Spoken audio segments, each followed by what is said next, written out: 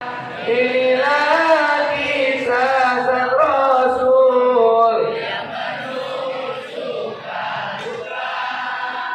Oh penuh suka duka, oh penuh suka duka. 8 tahun usia kakek begitu bagus menceritakan daripada sosok seorang manusia mulia, manusia yang suci, manusia yang agung, yang dimana pada tanggal 12 Rabiul Awal, tepatnya hari apa Nabi lahir? Hari apa Nabi lahir? Tanggal berapa Nabi lahir? Bulan apa Nabi lahir? Tahun apa Nabi lahir? Ada gajahnya? Mana gajahnya? Nah, balik lagi. Nabi lahir pada hari Senin tanggal 12 Rabiul Awal pada tahun gajah. Yang dimana ketika itu terjadinya sebuah penyerangan terhadap Ka'bah. Tahu Ka'bah? Ada di mana? Di Mekah, Indonesia ada Ka'bah nggak? Ada pondok gede, Ka'bah. Adanya sebuah usaha untuk menghancurkan Ka'bah dari Raja Habasyah yang bernama Abrah. Pondok gede-gede, jigong bau. Dari Raja Abraha, dia membawa pasukan gajah untuk menghancurkan Ka'bah.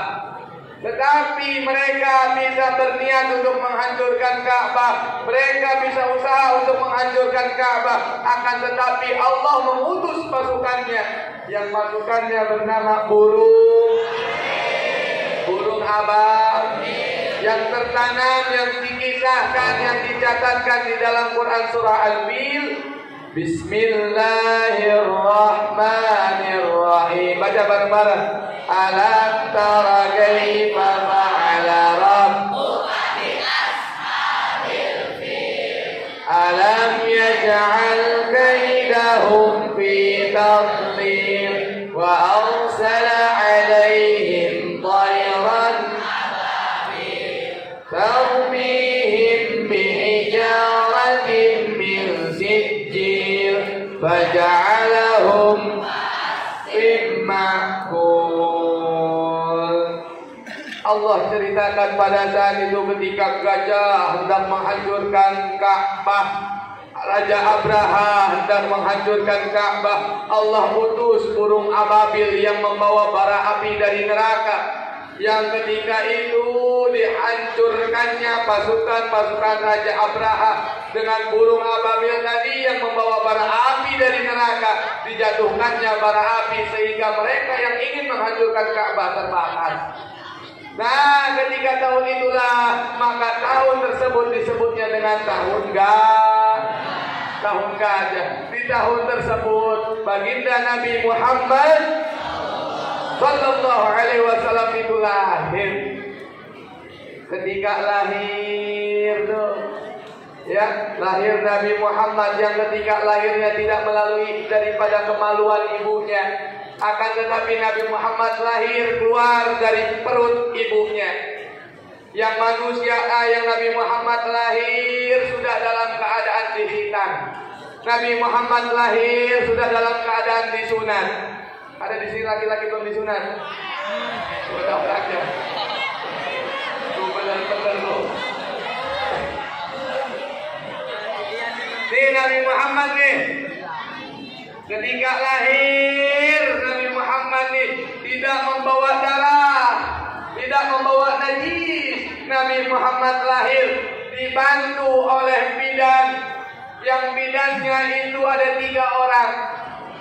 Hadara ummuhu lailata maulidihi Asiyah wa Maryam. Dalam kitab Maulid dikatakan bahwasanya pada malam kelahiran Rasulullah turun 2 manusia mulia, turun 2 wanita mulia. Yang pertama bidannya Bidannya Siti Aminah dalam melahirkan Nabi yang pertama adalah Siti Asiyah. Ada yang kenal Siti Asiyah? Kenal Siti Asiyah yang perempuan? Tahu Siti Asiyah tahu? Siti Asiyah itu adalah istrinya Fir'aun. Tahu Fir'aun? Ada orang yang tingkah lakunya kayak Fir'aun di sini.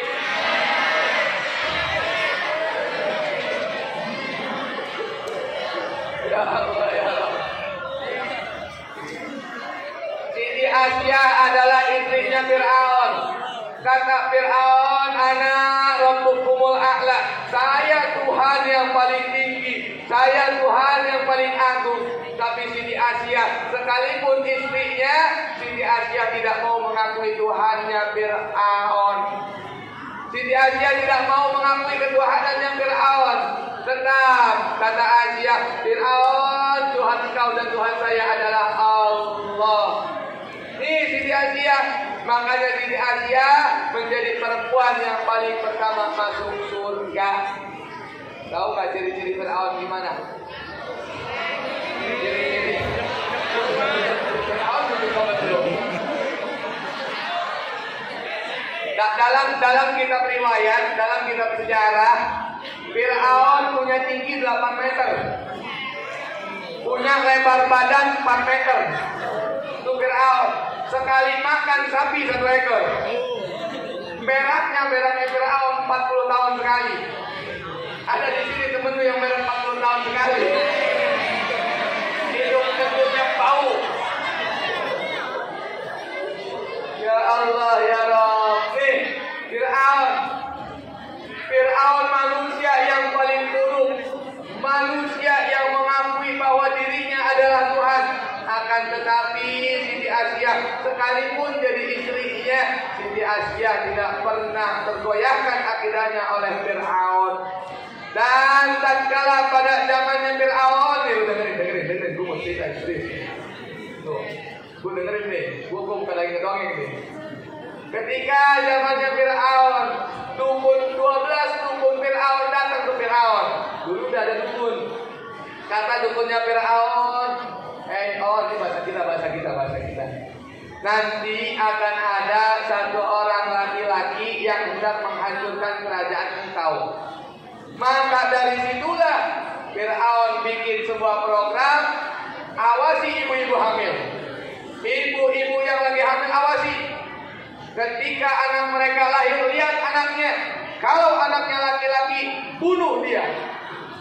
Jadi kalau ada ibu hamil, diawasi sama Fir'aun. Kalau begitu keluar anaknya laki-laki, anaknya dibunuh. Nah, pada zaman itu ibunya Nabi Musa sedang mengandung, sehingga keluar bayi laki-laki yang bernama tadi Nabi Musa alaihissalam. Berhubung ibunya takut anaknya dibunuh, buru-buru ini bayi dialiri di sungai. Begitu dialiri di sungai, ditemukannya sama Siti Asiyah. Ditemukan sama Siti Asiyah, dibawa masuk ke dalam istana. Nah, dari situlah bahwasanya cikal bakal musuhnya Fir'aun itu sudah ada di dalam istana Fir'aun. Makanya hancur tuh Fir'aun.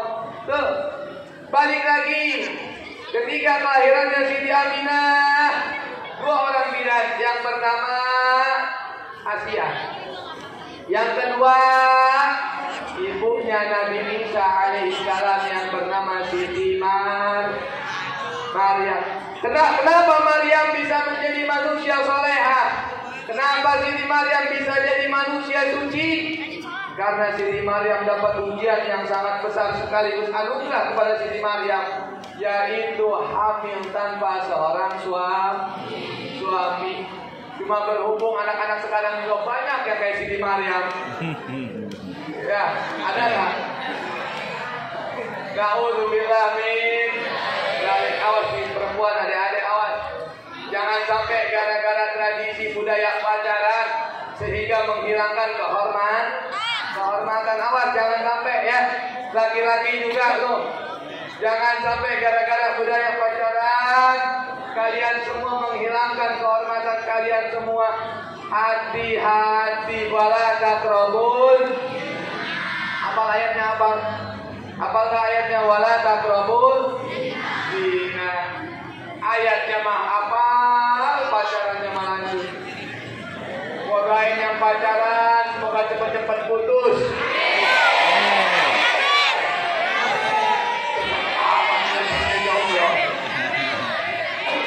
Yang gak pacaran dari sekarang sampai nanti siap nikah, saya doain dapat perempuan yang paling cantik.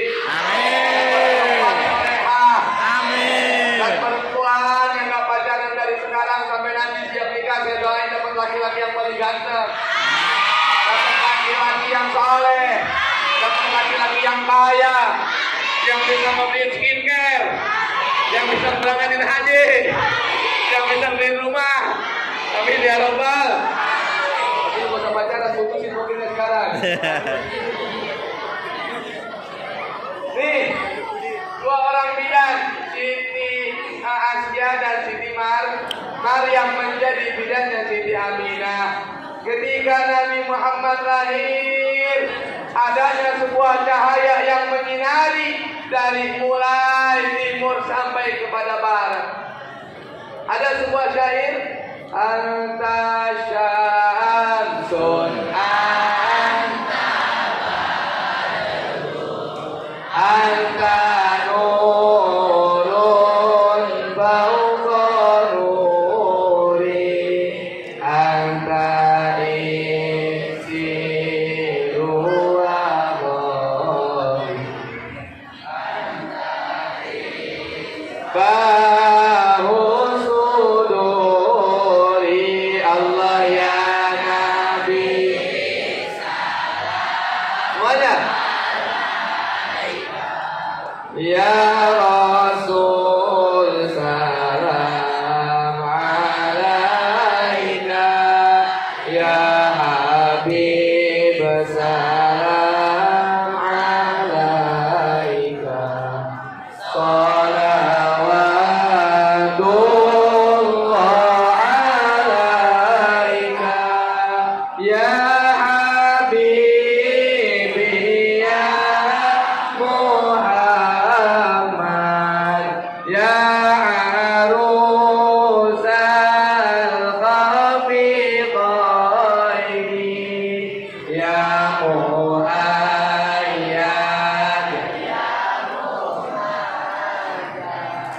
ya imam al-qiblataini Allah ya Nabi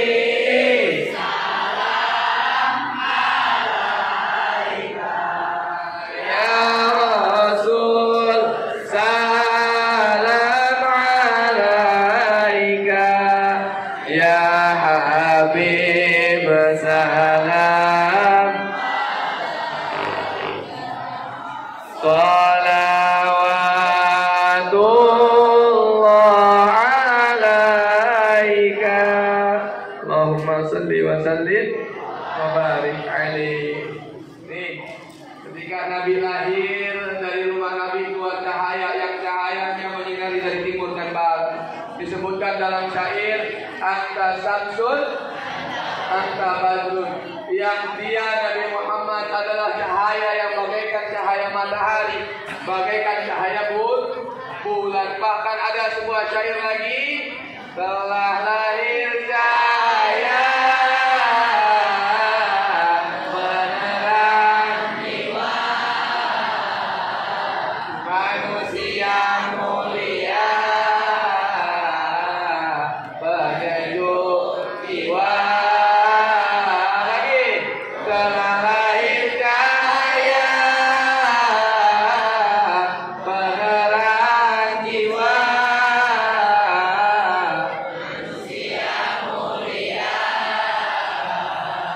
penyejuk jiwa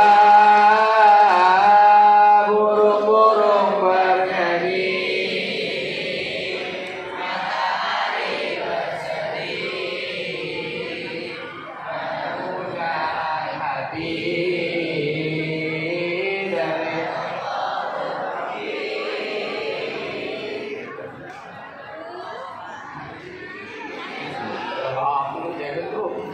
Sama gara-gara salawatnya begini nih.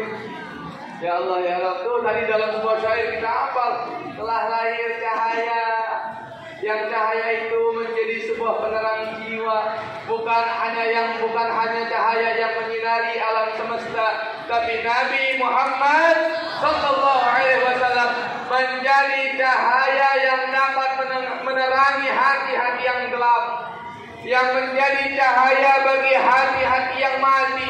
Sehingga dengan lahirnya baginda Nabi Muhammad, banyak perubahan dalam peradaban kehidupan pada saat itu. Yang tadinya masyarakat tersebut dinamai dengan zaman jahiliyah, masyarakat jahiliyah, ketika lahirnya Nabi, ketika Nabi diangkat menjadi Nabi dan Rasul, maka perubahan itu berubah, dibawa dakwah oleh baginda Nabi Muhammad sallallahu alaihi wasallam.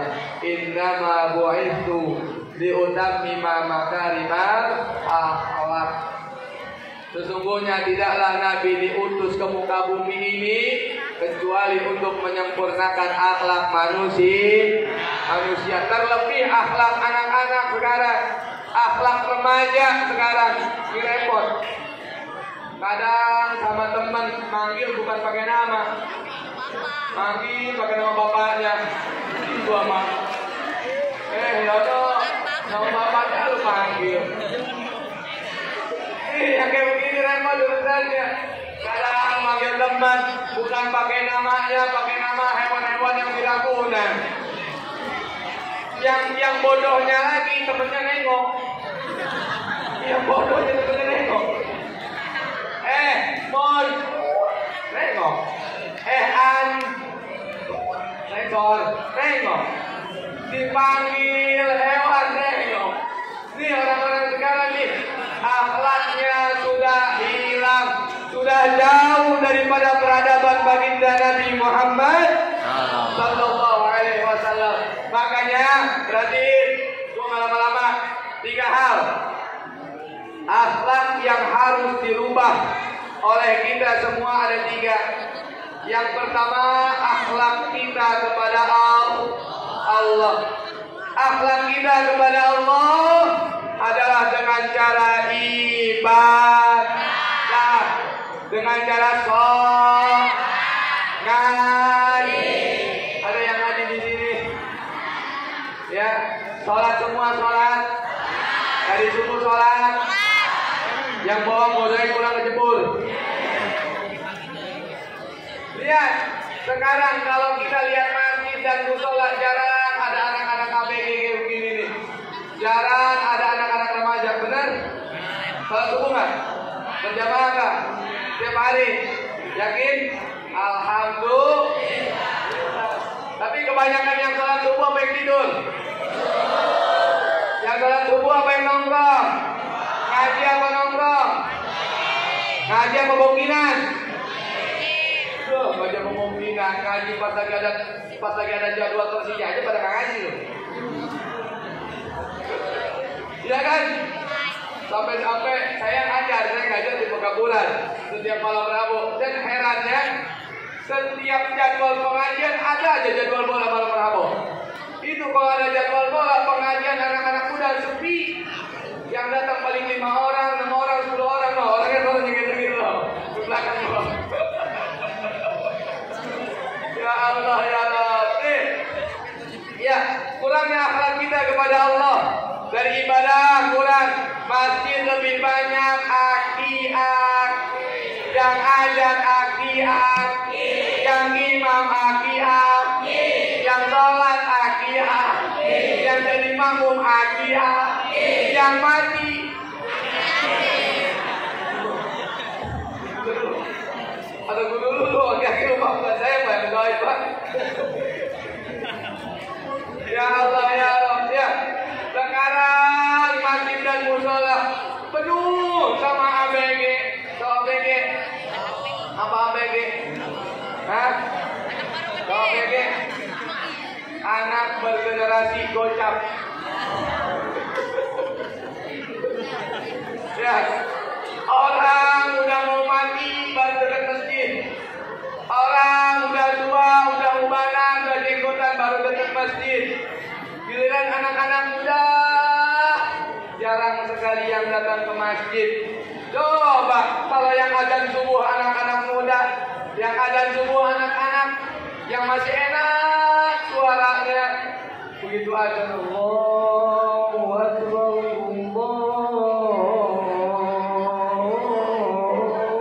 Masya Allah makin suaranya enak didengarnya. Ini yang adzan aki, yang suaranya napasnya udah Senin Kemis, badannya udah tinggal tulang mengetun, yang giginya udah keropos. Ya Allah ya Rabb. Nih coba anak-anak muda, jangan cuma doyan game doang. Boleh main game tapi jangan lupa ibadah. Boleh gaul, jangan lupa ibadah. Boleh gaul asal soleh. Maka jadi pemuda gaplek. Tahu gaplek? Gaul tapi soleh. Jangan terlena dengan main gamenya. Jangan terlena dengan main teh kotoknya. Ya tahu teh kotok, aplikasi teh kotok. Aplikasi teh kotok tuh. Yang kalau ada kamera main joget-joget sendiri begitu. Mending cakep. Mending cakep. Ya, kaki bunugan main TikTok. Kaki garuk kepul. Bukan di dempul. Leher hitam kayak di Gusman. Ada orangnya, ada orangnya. Itu. Ya Allah ya Rabb. Adik-adik. Ya, cara menunjukkan kecantikan kalian bukan dengan cara diumbar, tapi jadilah perempuan yang elegan, yang ketika laki-laki memandang dia pun segan tak mampu untuk memandang.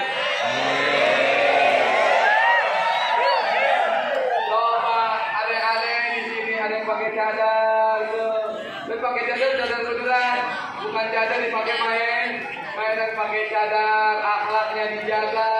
Ini kadang yang pakai cadar juga main TikTok, harap cadar doang. Ya, coba nih, jangan mengumbar aurat dibuka bebas, orang bisa ngelihat. Awas, jangan, bukan dengan cara itu kalian meningkatkan harga diri kalian, melainkan dengan cara itulah kalian menghancurkan harga diri martabat perempuan. Takbir. Sekarang kan begitu anak perempuan ya. Kadang ya dajjal kemana-mana atau dajjal. Pernah lihat dajjal? Ya, dajjal itu adalah dada dan bujal. Asal keluar ke mall, asal keluar ke mall pasti ada aja dajjal. Yang kadang orang jalan pasang ke bebek, saya masuk depan, baju naik, bujalnya bodong kemana-mana, dipakai bedak biar kelihatan hitam, digaruk gorengan. Ya Allah, ya Allah. Rumah kadang senang di jalan. Mending kadang begitu anak-anak muda, kadang nenek-nenek pada datang. Nenek-nenek pakai lipstick menor, muka dibedakin, tebal, pakai celana celana legging, naik motor sporty, dapat kobokan. Itu jalan kira suara knalpot, kadang-kadangnya suara kentut nenek-nenek. Ya Allah, ya Allah. Rusaklah. Dari akhlaknya rusak, jauh dari pengajian tuh. Begitu jadinya jauh dari pengajian. Yang dijadikan favorit dia, yang dijadikan contoh dia bukan Nabi. Ya, padahal Nabi yang mengangkat derajat perempuan. Yang tadinya perempuan di zaman Nabi dulu, yang ketika ada sahabat yang bernama Sayyidina Umar bin Khattab. Sebelum hijrahnya, sebelum masuk Islam, Sayyidina Umar sempat punya anak perempuan satu. Ya, tapi apa? Anak perempuannya Sayyidina Umar dikubur hidup-hidup. Kenapa? Karena anggapnya ketika ada seseorang punya anak perempuan itu adalah bagaikan aib. Tuh, dulu tuh lahirnya Nabi Nabi diangkat menjadi Nabi dan Rasul sehingga merubah harkat martabat derajat perempuan. Sekarang dirusakin lagi derajat perempuan sama perempuannya sendiri. Asal ada yang dari barat masuk dicontoh, asal yang dari Korea masuk dicontoh. Sekarang banyak orang bukan mengidolakan ustaz-ustaz, mengidolakan Hafiz, dia mengidolakan artis Korea. Ada nggak orang di sini? Di Korea namanya Jongkok diidolain. Heran gua mah. Jimmy itu, si Jimmy diidolain. Jongkok sama gua juga barengan gua. Ya Allah, ya Allah. Gua heran. Kata Nabi Sallallahu Alaihi Wasallam, yuhsyarul mar'i ma'a man ahabba. Seseorang itu nanti akan dikumpulkan di hari kiamat bersama orang yang dia cintai. Kalau yang dicintainya Nabi, yang dicintainya orang-orang saleh, yang dicintainya guru-guru kita, maka kita akan berkumpul bersama mereka dan mereka akan memberikan syafaat kepada kita. Tapi kalau yang kita cintai itu artis-artis kafir, artis-artis Yahudi, maka Allah akan kumpulkan kita bersama mereka di dalam neraka dan disiksa dalam neraka. Makanya hati-hati perempuan ya, dalam mengidolakan seseorang, hati-hati ya, jangan sembarang mengidolakan orang. Asal ada yang ganteng diidolain, gak selamanya yang ganteng itu nyenengin hati. Banyak yang ganteng bikin sakit. Lihat Pak Boy, kebanyakan yang ganteng, yang mukanya buduk gak bakal jadi Pak Boy. Ya Allah, ya Rabbi. Ya, ngaji dari sekarang, deketin orang-orang saleh, ibadah paling depan anak-anak muda. Maka ingat kata Bung Karno, berikan aku 10 pemuda maka akan aku guncangkan dunia. Boro-boro, anak muda 10 orang kumpul buka HP main telur, najis. Kepada doyan telur, jajan masih minta malu, sosokan main telur. Ingat. Ya, yang namanya maksiat, judi, mabok itu perbuatan yang haram dan tidak ada satupun maksiat yang membawa kepada keberuntungan. Nggak ada, ya. Maka dari ibadah paling depan, ngaji, akhlak kepada Allah perbaiki, ibadahnya rajin, dimulai dari sekarang. Kalau kita mau terkabul cita-citanya, kita mau baik, kita mau tercapai cita-citanya, maka perbaiki ibadah, perbaiki sholat, perbaiki ngaji.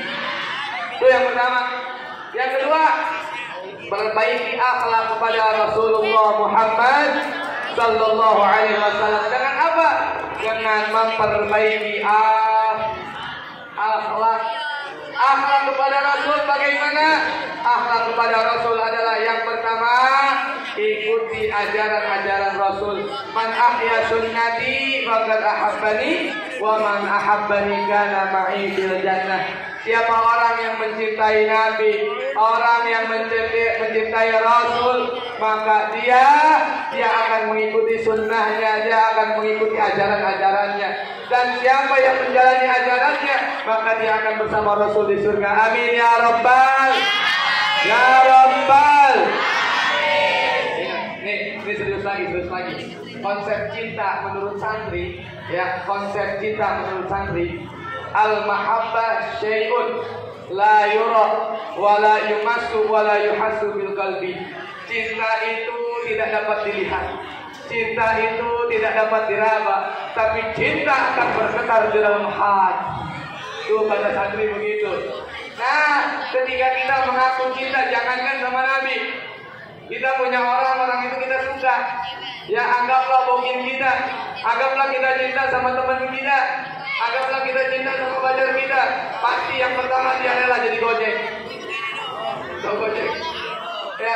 Mulia derajatmu 3 tingkat dibanding ayah. Kau mengandung, melahirkan, kandung lagi, lahir lagi, kandung lagi. Doyan bapak lu. Ya ibu ada 3 hal. Perempuan punya 3 keutamaan yang tidak dimiliki laki-laki. Yang pertama, perempuan bisa mengandung. Laki-laki bisa nggak mengandung? Nah, perempuan bisa melahirkan, laki-laki bisa nggak melahirkan? Perempuan bisa menyusui, laki-laki bisa nggak menyusui? Nggak bisa. Bisa, anak kucing menyusui. Nih, maka dari itu hormati ibu. Terlebih guru-guru yang guru-guru kita mengajarkan kita dari mulai abjad dasar sampai kepada ilmu-ilmu yang begitu luas samudra ilmunya, kita diberikan pemahaman oleh guru. Maka jaga akhlaknya, jaga adabnya, berkata baik dengan guru, salam, cium tangan, itu yang sopan cium tangannya. Ini bab cium tangan. Bab cium tangan, jangan pernah cium tangan ke jidat atau cium tangan ke pipi. Cium tangan itu dicium, tahu nyium? Tahu nyium? Cium tangan hingga mulut. Ambil tangan gurunya, cium tangan. Ambil tangan orang tuanya, cium tangan. Tapi ingat dicium, bukan tuh member ingus. Tapi pernah waktu acara ya, begitu mau masuk, kalau kasih acara banyak yang salaman, banyak yang cium tangan. Kalau kasih acara baru cincin gue hilang. Ada yang ngomong, ya Allah ya Rabbi, jaga akhlaknya orang tua, berkata-kata yang baik, akhlak kehidupan yang baik, minta makan yang baik, dengan cara jajan yang baik. Jangan pernah kita menyakiti hati orang tua. Maka rubah dari dalam 3 hal. Ibadahnya akhlak kepada Allah, akhlak kepada Rasul, dan akhlak kepada orang tua.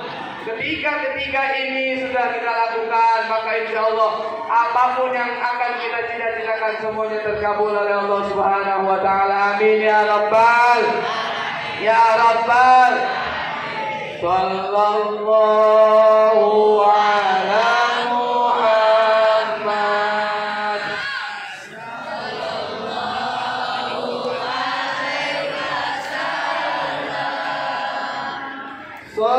Sallallahu ala sallallahu alaihi wasallam.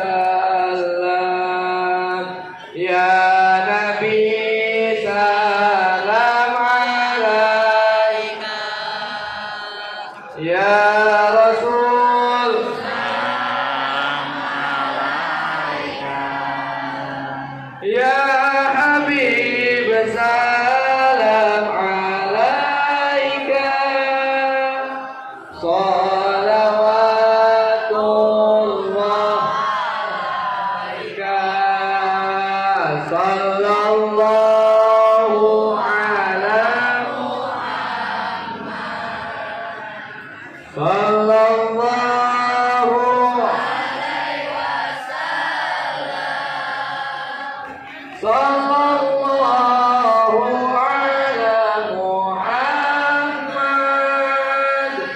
sallallahu alaihi wasallam. Dan siang hari ini jangan terlalu lama kita bertemu karena nanti akan menghilangkan rindu. Cukup sebentar kita bertemu tetapi akan bertambah rasa rindu. Maka insya Allah kita akan bertemu di episode